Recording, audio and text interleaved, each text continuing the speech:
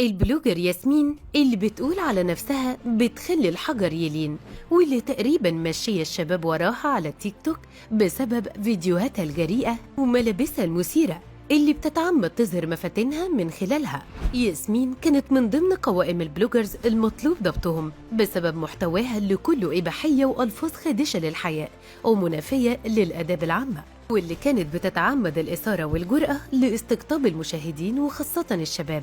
ياسمين كان في شباب بتموت في دبادبها وكانت تقريبا فتاة أحلامهم، لحد ما الشرطة قبضت عليها وفجرت المفاجأة اللي صدمت الجميع. يا جماعة، ياسمين ما طلعتش بنت، ياسمين اللي بتخلي الحجر يلين طلعت ولد.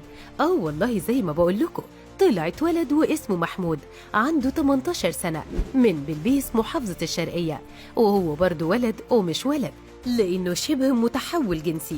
كمان الشرطة بعد ما قفشت ياسمين لقت معاها أدوات جنسية، ودي كانت أول حاجة تخليهم يشكوا فيها. ولما شافوا البطاقة طلعت ولد بالفعل.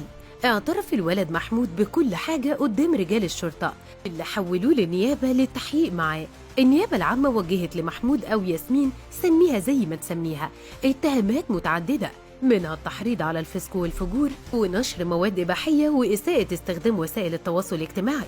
وطبعا الخبر ده ما عداش بالسهل كده على رواد مواقع التواصل الاجتماعي، وتصدر هاشتاج ياسمين طلعت راجل ترند على المنصات، وده بسبب حالة الصدمة اللي فاجئت الناس كلها. ما هي كانت فتاة أحلام المراهقين برضو يا جماعة.